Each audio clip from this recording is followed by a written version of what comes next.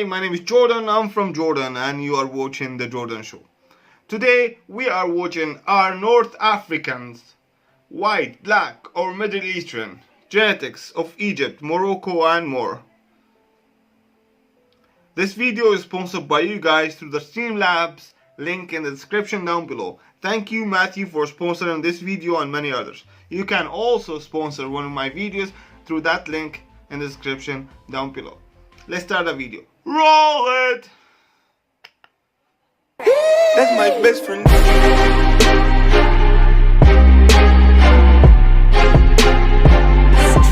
That's my best friend.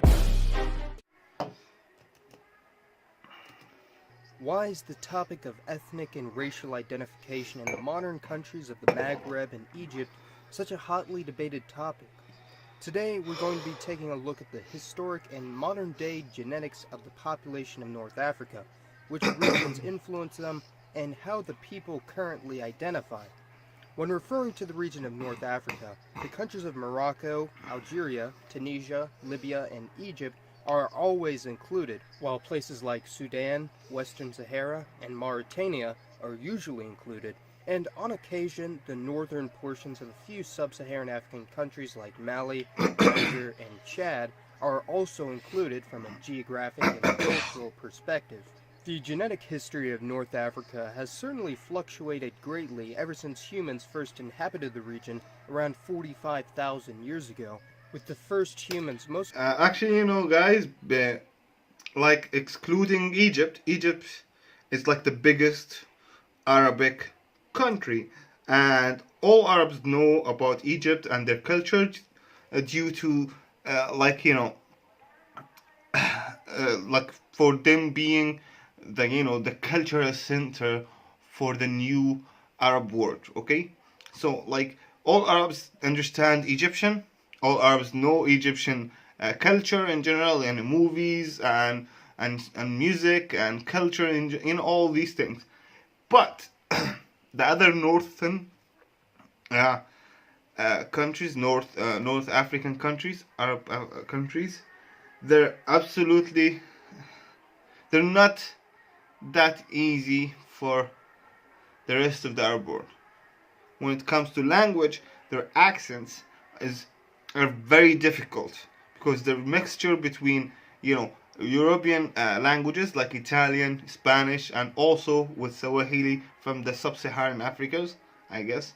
So that's why it's somehow I have no idea about that part of the world whatsoever, because it's really hard to communicate with the people there, alright? And I never been there so far. Like I have a plan to go and around these countries, but I never been there. Anyway, let's keep watching the video. Most likely crossing over from the Arabian Peninsula through modern-day Suez in Egypt. Therefore, the native people of North Africa were most closely related to the Middle Eastern populations of Arabia and the Levant, but created their own gene pool after thousands of years of separation and adaptation to their new environment. During the subsequent waves of migration between the Middle East and North Africa, a common linguistic and ethnic identity between the Arabs and the North African natives, largely known as Berbers, was established, with modern Berber languages being Afro-Asiatic, loosely related to Arabic, Hebrew, and the Habesha languages of the Horn of Africa. The Sahara Desert has, in the past and modern day, served as an effective barrier between the peoples and fauna of North Africa and the much larger region of sub-Saharan Africa. Although that doesn't mean that there was no contact, as West African DNA is very common in modern North Africans, not only through the slave trade, but through merchants and travelers from places like the Mali or Songhai empires of West Africa. As most people know, the entirety of the Mediterranean region of North Africa was annexed by the Roman Empire from early on, but one thing people might not have expected is that there's actually a tentative connection between modern Maghrebis and Germanic peoples through the ancient group known as the Vandals, who traveled from modern Germany to establish colonies and kingdoms in the Iberian Peninsula and North Africa. Now, seeing how the population of the provinces of the Maghreb in the Roman Empire were around 2 to 3 million at the time of collapse, and the Vandals invaded and established a kingdom with around 100,000 settlers and soldiers, This would mean that up to 5% of the gene pool of modern Maghrebis could be of Germanic origin, seeing how the Vandals were essentially completely assimilated into the future societies. Not only had Germanic peoples settled in and assimilated into the Maghreb, but also Italic peoples from the Italian peninsula during Roman occupation. These Latin-speaking peoples established their own language and culture in the Maghreb and actually had the beginnings of a Latin-based language similar to Spanish or Italian, and the European influence can greatly be seen in the region, especially places like Tunisia, where up to 5 or 10% of the gene pool is of early Latin origin. Yeah, totally. Ancient Greece and Egypt have been strongly connected culturally for thousands of years, and although the modern-day countries of Greece and Egypt might not have much in common in any major capacity, it's easy to see the relationship between the two from a historic perspective by looking at architecture and place names like Alexandria or Thebes. The Greek presence was especially apparent during antiquity with the rise of Alexander's empire and the Roman Empire, with some places having up to 30% Greek origin and a largely Hellenized culture, but gradually waned over the centuries, with the last major Greek presence in the region being in the early 1900s. Today, around 5% of the Egyptian gene pool is of Greek or ancient Macedonian origin. The appearance of ancient Egyptians has been heavily debated by different groups with various agendas, but in the past few thousand years, Egypt had been inhabited by Afro-Asiatic peoples related to Arabs, Berbers, and other Semites, speaking their own language that would be considered mutually unintelligible with modern Egyptian Arabic, and contrary to popular belief, ancient Egyptian hieroglyphs were not exactly an alphabet in the same way that the Latin, Arabic, or Cyrillic scripts were used, but it did evolve into and influence some of the world's earliest writing systems used in the Middle East, such as Phoenician. Ancient Egyptian is currently a dead language, although Egypt's sizable Christian minority, making up 10 to 15% of the population, known as the Copts, use a language known as Coptic in religious ceremonies for liturgical reasons. Wow. This is fucking interesting, guys. And Coptic is largely believed to be descended from the pre-Arabic Egyptian language. The genetic makeup of the region was greatly altered following the Arab conquest and mass settlement following the expansion of Islam in the 7th and 8th centuries, with the majority of native North African Berber groups, as well as the Germanic Vandals and Italic population either being wiped out or assimilated with the new Middle Eastern Arab population. Today, the majority of North African countries have a population described as Arab Berber, meaning a mix between the native Berber and Arab population, and this is certainly giving them a unique look, with places like Tunisia having a dominant Arab culture, with the population having the highest proportion of Arab blood of any country of the Maghreb. Migration was not one way, of course, with a large migration heading to the Arabian Peninsula and the rest of the Middle East, especially in recent years with Egyptian and Maghrebi migrant workers heading to places like Saudi Arabia, the UAE, and Kuwait. And Jordan too, yeah. We have a lot of Maghrebis and also Egyptians in Jordan. They say in Jordan that Egyptians or Egyptian workers built the country. That's something because like I don't know if it's genetics or not, but they have the kind of they do the kind of jobs that Jordanians can't when it comes to building stuff in general.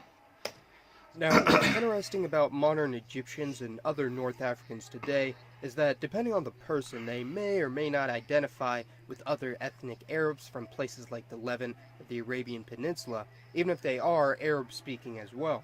Although the Arab language is actually quite a complicated subject, as Arab speakers from different parts of the Middle East and North Africa might not be able to understand each other, with Egyptian Arabic sort of being an intermediate dialect between that spoken in Arabia and the Maghreb, especially considering that the majority of Arabic language motion pictures are filmed in Egypt. Skin color and facial features are anything but uniform in North Africa, of course, with skin color largely getting darker the further south you look in the region, mostly due to the sub-Saharan African blood and environmental adaptations to the hot, sunny climate. The native people of North Africa are known as Berbers, and as mentioned earlier, there are also an Afro-Asiatic people group distantly related to Arabs, but their phenotype can vary to include people of all skin colors.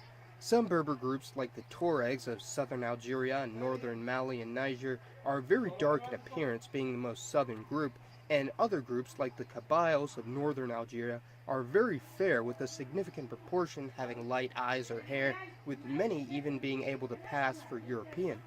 There's been a large effort in recent years, especially in the Maghrebi countries of Morocco and Algeria, to reclaim their native North African Berber identity, and even many of Arab Berber descent are beginning to create a new Maghrebi identity for themselves. One of the more recent events to influence the North African gene pool was the rise of the Ottoman Empire in the 14th century, when ethnic Turks from the Anatolia region migrated in large numbers during the Ottoman occupation in North African countries. And although it's rare to find full-blooded Turks in North Africa, in the Maghreb up to 20% of the population has at least some Turkish ancestry. Wow, that's interesting. That's fucking interesting. You know, the empire was fucking big. And those of half Turkish, half native descent are called Kalugli, who could have both Berber, Arab, and Turkish ancestry. This is fucking interesting to have that kind of mixture. I really have to do the DNA test right now because I have no fucking idea what is the mixture of my DNA whatsoever. Because like I told you guys about this before, like they say my family is from Egypt, immigrated to Palestine like 500 years ago, and then after the occupation, of course, just like 50, 60, 70 years ago, we had to come back here to go to Jordan, and you know, our family had to leave Palestine to come into Jordan because of the occupation. But yeah, I need to do that DNA test. There was never any large repatriation effort for Kaluglis after the fall of the Ottomans, and their descendants largely integrated into the Arab Berber society. I've talked about Sudan in previous videos, and it's a very tricky situation categorizing their people, since the racial situation of Sudan is anything but homogeneous. The original people groups of Sudan were actually of Nilo-Saharan origin, mostly known as the Nubians, similar to the people of modern South Sudan, and it wasn't until the Islamic Arab invasion and conquest from the north that Sudanese people began to have a more Arab identity. Modern Sudanese Arabs can have a huge range in phenotype, with some having a more Middle Eastern appearance, while some still retain the majority of their sub-Saharan African genes, although full-blooded natives still do exist in large numbers located in the west and south of the country, which was one of the main reasons that South Sudan decided to break away from the north and create their own government, surprisingly with little intervention from the north. The country of Mauritania, on the other end of the continent, is in a very similar position to this, with the majority of its population being Afro-Arabs, albeit with more North African admixture. Perhaps the most recent event to influence North African demography was the European colonization of the region during the scramble for Africa and before. Fucking Europeans. Algeria had been a part of the French Empire since the 1820s and was actually one of the most well-integrated colonies of any European power, with the population largely being bilingual in French and Arabic, or French and a Berber language. Ever since incorporation into France, hundreds of thousands of European settlers began to settle into the region of French North Africa, which included Algeria, Tunisia, and parts of Libya. Yeah, all the north, or like the Maghreb countries, they mostly speak French. And it's really a common thing for them to multi-language. Like, I know so many people from Tunisia, Algeria, and Morocco. They speak at least 4 languages, you know. Yeah, my ex was Tunisian, and she used to speak. She speaks like 5 languages. 5 languages. Fucking awesome. In Morocco, and during the latter half of occupation, French authorities actually allowed a handful of native North Africans from their colonies to settle in metropolitan France. The European North African population, known as Pieds Noirs, eventually numbered in the millions in all of the North African nations, making up around 15% of North Africa at its height.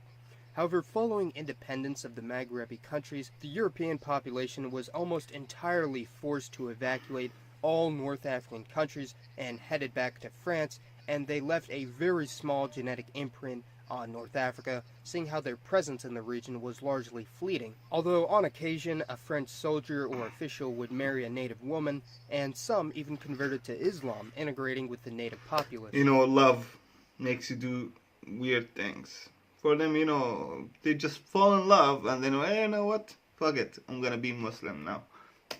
They still do it until now. Like even in Jordan, I just read an article like a few weeks ago that some famous Christian guy converted to Islam so he can marry a Muslim girl. That fucking happens. People of North Africa have been influenced by many, if not all, of the surrounding peoples that encompass them, and because of this, North Africa has one of the most diverse ranges of phenotype of any place in Africa or the Middle East, with its citizens ranging from black to white to Middle Eastern and every combination in between. Again, it's important to realize that North Africans may or may not identify with the Middle East or ethnic Arabs, and that each country has a unique history and are not all universal monoliths. I hope you learned something new about the region of North Africa today. Be sure to let me know your thoughts on the region. And as always, this has been Mason. Thanks for watching, everyone, and That was fucking awesome. We learned so many things about North African countries. I didn't even know, like, I didn't know anything, seriously. I know some little ideas about what's going on there and how the mixture of their DNA is, but I don't really know anything, to be honest. So, as always, Mason did a very good job to digest everything there, and I learned a lot. I hope you guys learned a lot too. And again, I would like to thank you guys for sponsoring this video through the Streamlabs, link in the description down below. Matthew, again, thank you very much for the sponsorship. Please subscribe and smash that like button. I'll see you guys in the next one. Peace the fuck out. See you, and I will bye bye. Don't forget to like and subscribe to get all new videos. Have a beautiful day. If you don't subscribe, you'll never find a girlfriend. That's my best friend.